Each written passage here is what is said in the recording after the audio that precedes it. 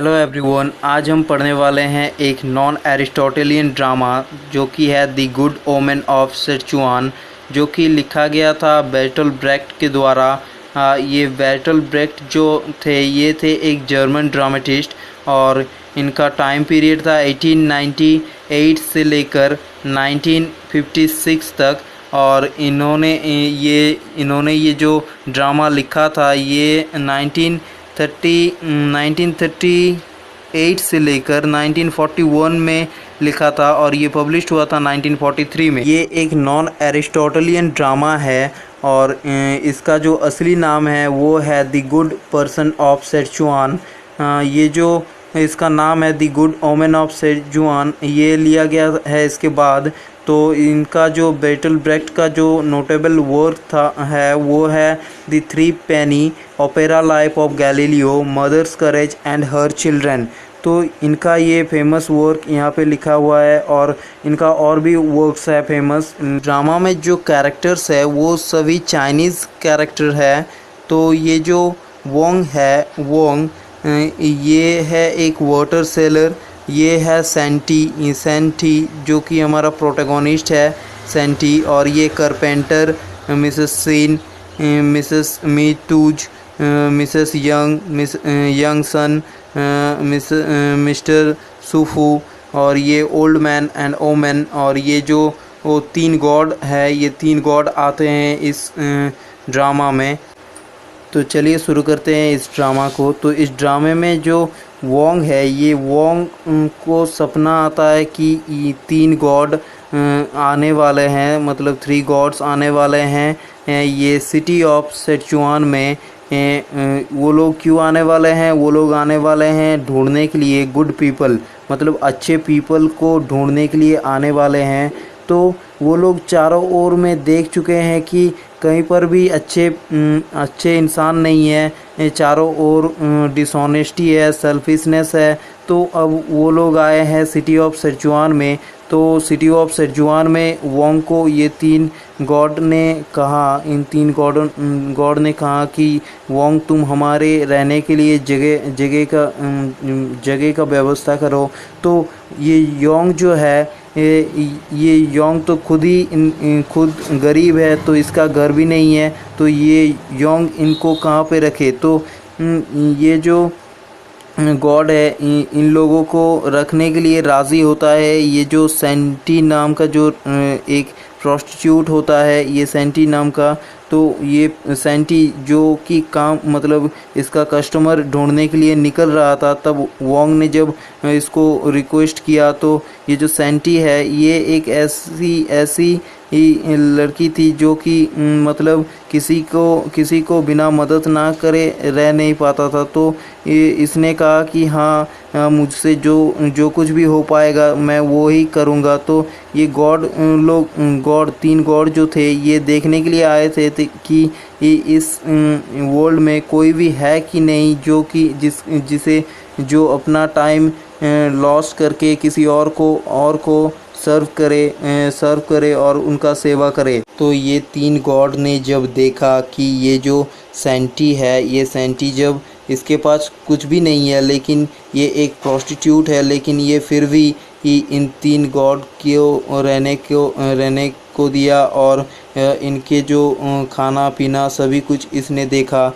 तो ये तीन गॉड जब वापस जा रहे थे तो सेंटी को वो पैसे दिए और इन्होंने सेंटी को पैसा जो दिया वो एज अ गिफ्ट भी दिया और एज अ टेस्ट भी दिया। मतलब ये तीन जो गॉड है, ये तीन गॉड सेंटी का टेस्ट भी लेना चाहता था कि ये जो पैसा हम दे रहे हैं इससे सेंटी क्या करता है।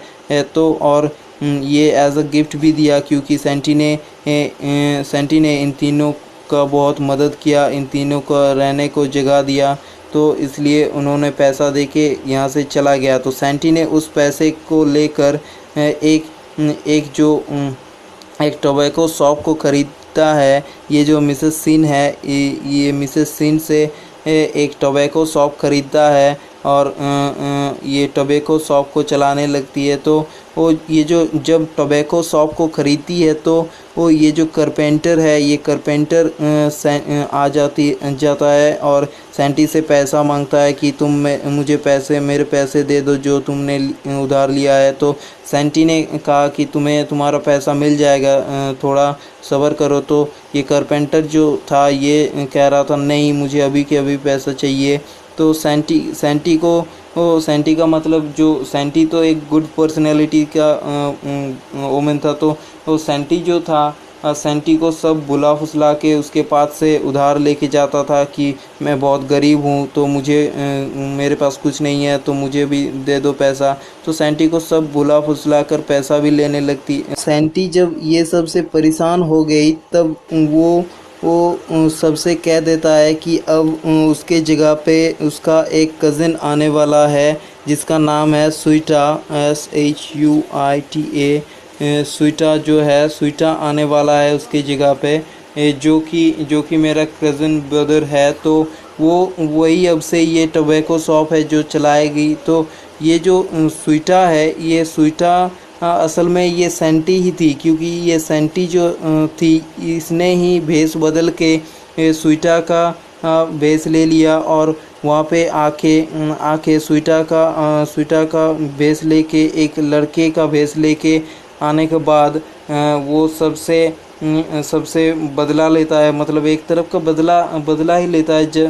मतलब जो कोई भी उसके पास पैसे मांगने के लिए आते हैं, जैसे कि ये कारपेंटर था, ये कारपेंटर जब पैसे मांगने के लिए आता है तो उसके साथ ये बार्गेनिंग करता है। और भी बहुत, मतलब जो भी उसे बुला फुसला के लेने के लिए आता है उसके पास पैसा, उनको ये नकार देता है। तो ऐसे ही स्वीटा आके सब कुछ ठीक करता है ये सब।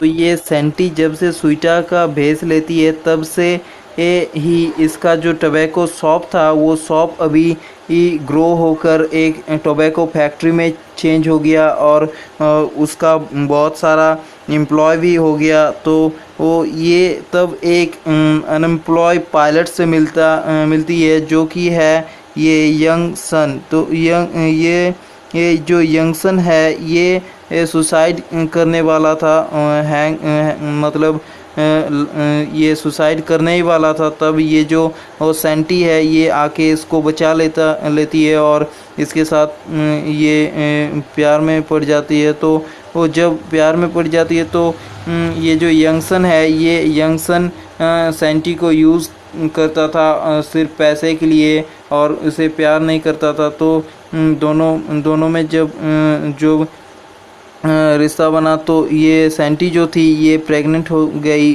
तो स्वीटा रो रहा होता है, कंपनी के जो टोबैको फैक्ट्री है उसके अंदर रो रहा होता है। तो एक एम्प्लॉय ने वो सुनकर एंटर किया। तो उसने उससे पूछा कि सैंटी कहाँ है। तो उसने उसे कुछ बता नहीं पाया।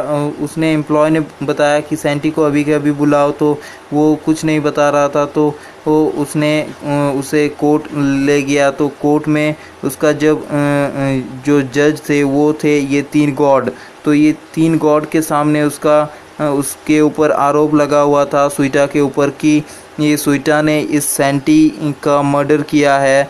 तो जब स्वीटा पे ये सैंटी का मर्डर का आरोप था तब ये 3 गॉड जब कोर्ट में जब जज के रूप में आया तो स्वीटा से पूछा गया कि क्वेश्चन पूछा गया। तब स्वीटा ने बताया कि इस कोर्ट रूम को खाली किया जाए तो मैं रिवील कर दूंगा कि सैंटी कहाँ है। तो जब वो कोर्ट रूम खाली कर दिया गया तब स्वीटा ने बता दिया कि इस वर्ल्ड में एक अच्छे पर्सन के रूप में नहीं रहा जा रहा था। तो सैंटी जो थी वो सैंटी थी एक अच्छी पर्सन। तो वो इस वर्ल्ड के साथ चल नहीं पा रही थी। तो उसको इसलिए उसका जो उसने ही अपने आप को चेंज करके स्वीटा के रूप में वो टोबैको फैक्ट्री चला रही थी। तो ऐसा ही उसने जब रिवील कर दिया तो ये जो 3 गॉड थे ये 3 गॉड ने उसे जाने दिया सिंपली। तो सैंटी जब जा रही थी तो उन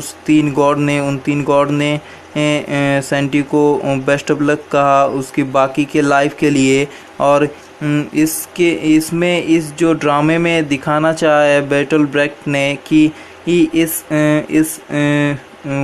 जो क्रूअल वर्ल्ड है वो इस क्रूअल वर्ल्ड में कैसे एक गुड पर्सन जी सकता है, मतलब कोई कैसे अच्छाई के साथ जी सकता है इस ख़राब दुनिया में, मतलब जहाँ पे सभी ख़राब है वहाँ पे कोई कैसे अच्छे के साथ जी सकता है। तो इसमें कोई हैप्पी एंडिंग नहीं है इस ड्रामा का। तो इसमें एंडिंग में ये बताया गया कि इसके आगे का जो एंडिंग है वो आप लोग खुद सोच लीजिए, मतलब जो ऑडियंस है उनके ऊपर छोड़ दिया गया कि ये अब आगे आप सोच लीजिए कि कैसे ये ख़त्म होगा, मतलब ये स्टोरी ख़त्म होगा। तो यहीं पे ये ड्रामा ख़त्म हो जाता है। Thank you for watching this video.